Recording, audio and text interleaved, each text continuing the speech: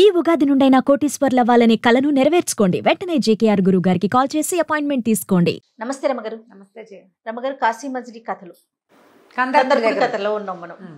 కందర్పుడు మనోరమని జింక మీద ఎక్కించుకుని తీసుకొచ్చేసాడు వాళ్ళ ఇంట్లో చెప్పకుండా.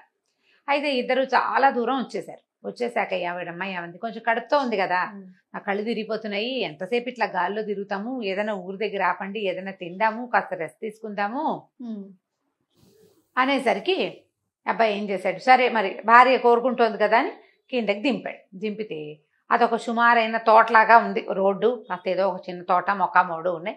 ఏమన్నాడు, ఆ జింకని సంకలో పెట్టుకుని, అమ్మా నువ్వు ఇక్కడే కూర్చో, నేను ఊళ్ళోకి వెళ్ళి ఏమైనా తిండి పదార్థాలు పట్టుకొస్తాను, ఇక్కడే ఉండు అన్నాడు. ఆవిడ అక్కడే కూర్చుంది. పై నుంచి తిరుగుతుంటే కళ్ళు తిరిగిపోతున్నాయి. మరి ఆమెను వెంట పెట్టుకుని ఏం తిరుగుతాడో, జింక వేసుకుని తిరగలేరు. ఆ జింకలో గాలి తీసేసాడు, సంకలో పెట్టుకున్నాడు, నడుచుకుంటూ పోతుంటే కొంత ఊరు కొంచెం హడావిడిగా ఉండేసరికి వెనకాల పెళ్ళా ఉంది, వ్యవహారం లేదు, ఊరు నాలుగు ఆనుపాను చూసుకోవాలి. అలా వెళ్తుంటే ఒక మంచి బ్రహ్మాండమైన మేడలున్న వీధిలోకి వెళ్ళాడు. అంతా పువ్వుల వాసన, అత్తరు వాసన ఘుమఘుమలాడిపోతుంది. ఒక ఆయన ఎవరు బ్రాహ్మణ ఆయన బయట నుంచి ఒక బిల్డింగ్ బయట అరిచి కేకలు పెడుతున్నాడు. ఒక ఆవిడ ఎవరో ముసలావిడ, ఆవిడ అందంగా అలంకరించుకుంది, ఆవిడ అరుస్తుంది. వాళ్ళిద్దరూ కనపడ్డారు. ఈయన ఒక్క నిమిషం మామూలుగా ఏదైనా తగాదా అవుతుంటే జనాలకు అదొక ఉత్సాహంగా ఆసక్తికరంగా ఉంటుంది, ఏమిట్రా అని. ఆయన బ్రాహ్మడు, ఆవిడ చూస్తే ఎలా ఉందంటే ఒక వేశ్యమాతలాగా తెలుస్తుంది ఆవిడ వేషం. అక్కడ అంబియన్స్ కూడా అదే, ఒక వేశ్య వివాడ. అది ఇతను వెళ్ళిన దారి అదంతా పెద్ద పెద్ద ఇళ్ళున్నాయి, చాలా అలంకరణలు, ఈ సుగంధ ద్రవ్యాల వాసనలు అవన్నీ కూడా గుర్తదే. ఒక వేశ్యమాత ఒక బ్రాహ్మడితో తగాదా పడుతోంది. మనకు అందప్పుడు అక్కడ నిలబడ్డాడు. చూస్తే ఆ బ్రాహ్మడు అంటాడు, మొత్తం నా సొమ్మంతా నీకే ధారపోసాను, ఇంకా తెమ్మంటే నేను ఎక్కడి నుంచి తెస్తాను, తీసుకున్న దానికి నాకు బదులు చెల్లించు, లేదా నా డబ్బు నాకు ఇచ్చేయి అంటున్నాడు. మా ఇళ్లలోకి వచ్చిన రూపాయి వెనక్కి వస్తుందా, పో, డబ్బులు ఇవ్వకముందే చూసుకోవాలి, అవన్నీ అంతా ఇచ్చేసాక నీకు మేము వెనక్కి ఇచ్చేది ఏమిటి, గోడ కొట్టిన సున్నమే మేము నీకేమి ఇవ్వం, పోపమ్మంటారు. ఏమిటమ్మా సంగతి అన్నాడు. నీకెందుకు అంది ఆవిడ. ఈ బ్రాహ్మడు ఏడ్చుకుంటూ, చూడండి అయ్యా ఎలాంటిదో, నేను చాలా గొప్ప పేరెన్ని కుటుంబంలో పడి, మా నాన్న కాలం చేశాడు ఈ మధ్య. అంతకుముందు వీళ్ళ అమ్మాయి, ఈవిడ పేరు రూపవతి, ఈవిడకి ఒక కూతురుంది విద్యావతి. అది ఎంత అందగతో.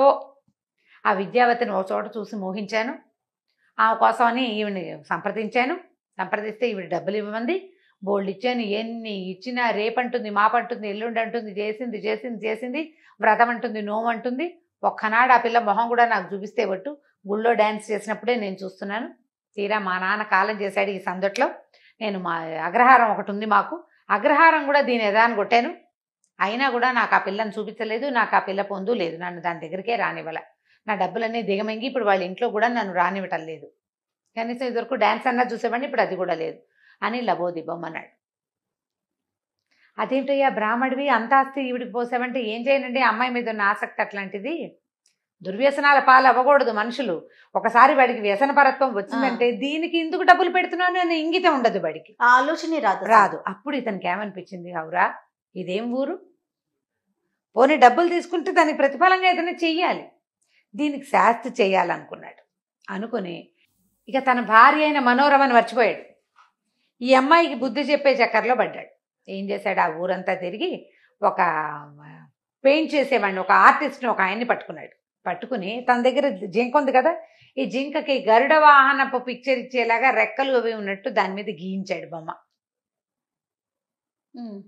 దానికి చేసిన అలంకారం ఎలా ఉందంటే, అది పక్షేమోనన్న భ్రమ కలిగేలాంటి ఒక అలంకరణ చేయించి ఏం చేశాడు, సాయంకాలం చీకటి పడ్డాక అది ఎక్కి తను కూడా చక్కగా పువ్వులు అవి ధరించి చక్కగా విష్ణుమూర్తిలాగా అలంకరించుకుని బొట్టు, నిలువు బొట్టు ఒకటి పెట్టుకుని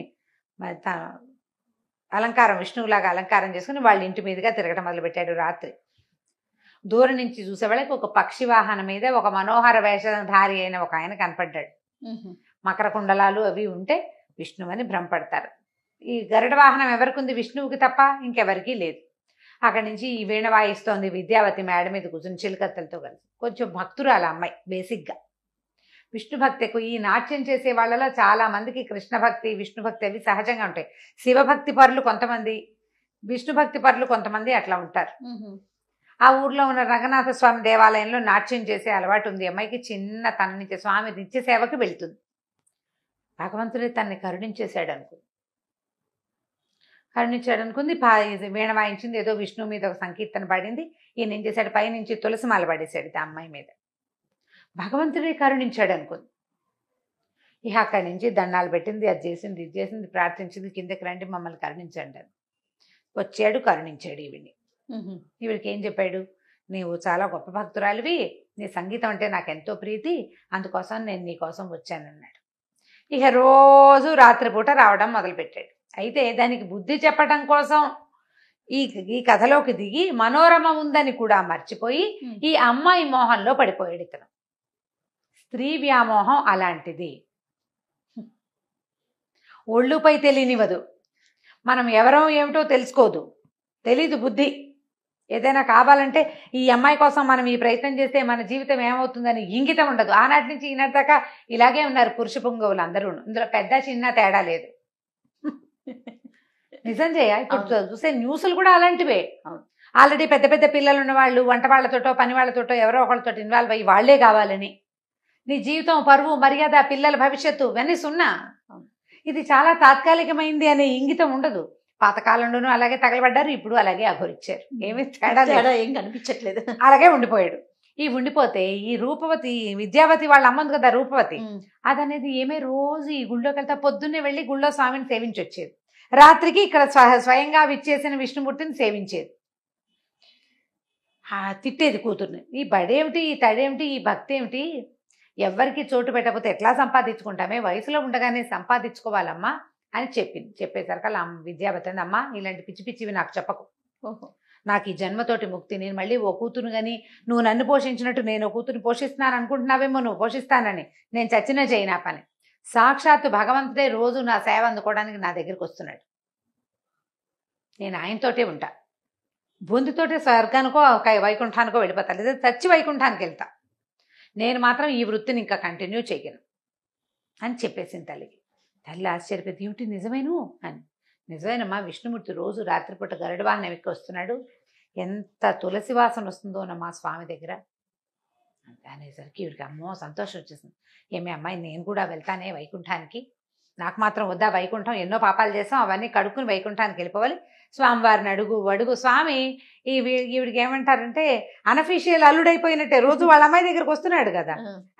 అడిగేసరికల్లా సరే ఆయన అడుగుతానంటే మా అమ్మ పాప పిచ్చిది, ఇలాగా నాకంటే మీ సేవా భాగ్యం లభించింది, మా అమ్మకి ఎట్లా కుదురుతుంది, ఆవిడకి వైకుంఠానికి వెళ్ళాలని కోరిక ఉందండి, ఏం చేయమంటారు, ఏదైనా ఒక క్రియ చెప్పండి అంటే, అన్యాయార్జితమైన సంపాద అంతా ఎవరిది వాళ్ళకి ఇచ్చేయాలన్నాడు. ఒక్క రూపాయి ఉంచుకోకూడదు, ఎవరి ధనం వాళ్ళకి ఇచ్చేయాలి, ఎవరి ఆస్తి వాళ్ళకి ఇచ్చేసేయాలి. ఒకవేళ ఎవరిది ఇచ్చామో తీసుకున్నామో వాళ్ళు ఇక్కడ లేక, ఎవరిది తీసుకున్నామో మీకు గుర్తు లేకపోతే బ్రాహ్మణులకి దానం చేసేయాలి, పురోహితులకి దానం చేసేయాలి, గుళ్ళో పూజారులకు దానం చేసేయాలి అని చెప్పాడు. చెప్పేసరికి ఈ అమ్మాయి కూతురు తల్లికి చెబుదామనుకుంది, కానీ తల్లి అంతా వినేసేసి దానిదేముందమ్మా భాగ్యం, వైకుంఠం దొరికితే ఇవన్నీ ఎందుకు, అక్కడి నుంచి అందరికీ కబుర్లు చేసింది, మీ దగ్గర నుంచి అంతి కొట్టేసా, మీ దగ్గర నుంచి ఇది కొట్టేసా, వచ్చి పట్టుకెళ్ళండి ఇచ్చేస్తాను అని. వారా వీరా అందరూ వచ్చారు. ఈ ఇంటిని కూడా దానం చేసేయాలి, తమున్న ఇంటిని, ఆ ఇంటిని పురోహితుడికి దానం చేసింది.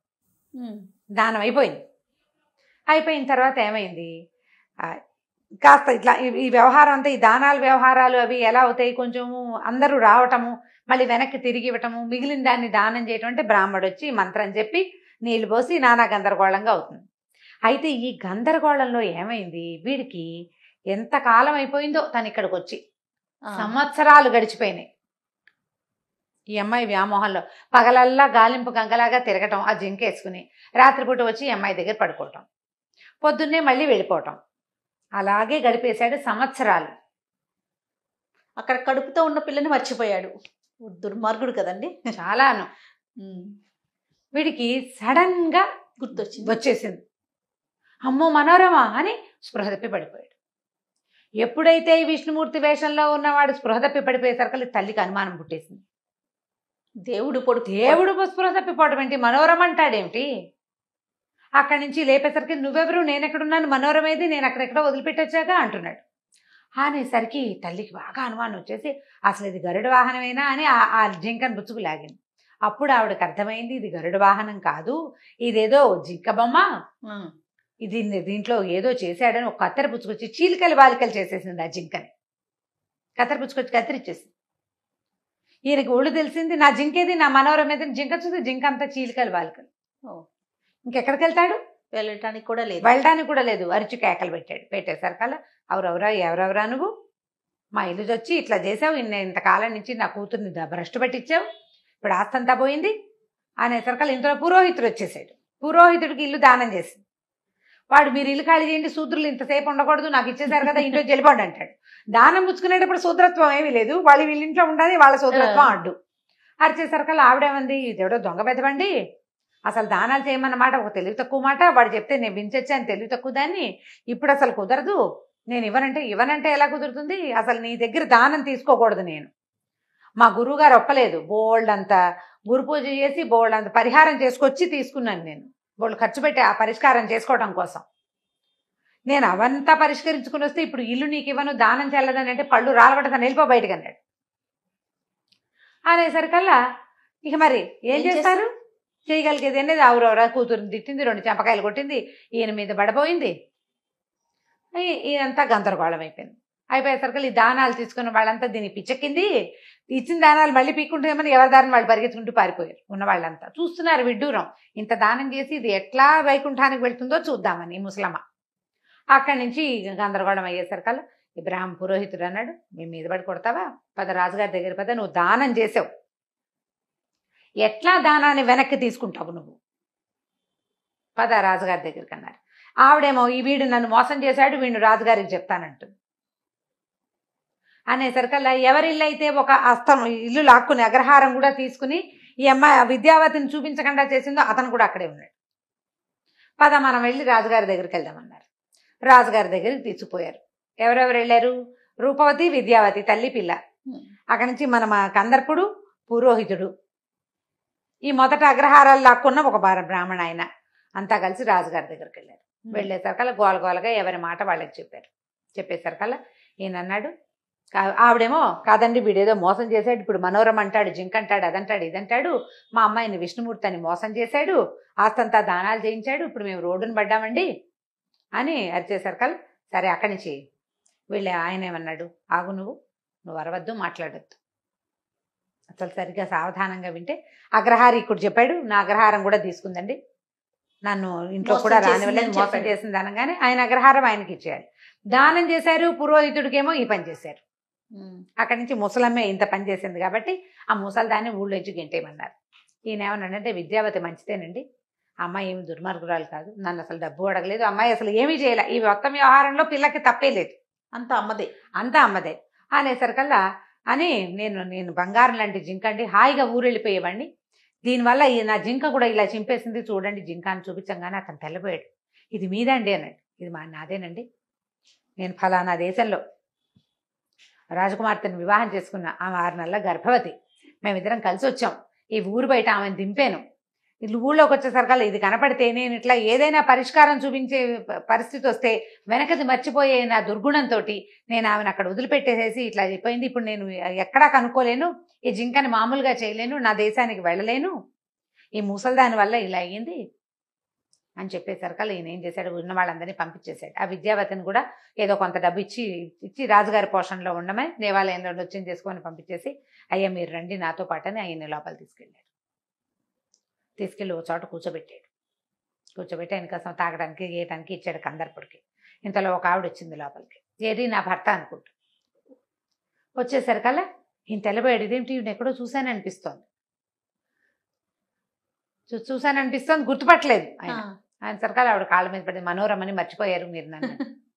అప్పుడు ఇతను మన కుమారుడేనని చెప్పింది ఆ నాగదత్త, అయ్యా నేను మీ కుమారుణ్ణి, మీరు అక్కడ వదిలిపెట్టి వచ్చినటువంటి మనోరమ యొక్క కొడుకుని నేను, మీరు జింకా విషయం చెప్పేసరికల్లా మీరేనని నేను తెలుసుకున్నాను అని చెప్పాడు. ఆయన సంతోషించాడు, ఆ మనోరమని చూసి కావలించుకున్నాడు, అబ్బో ఇలా జరిగింది, ఏం జరిగింది అని కనుక్కున్నాడు.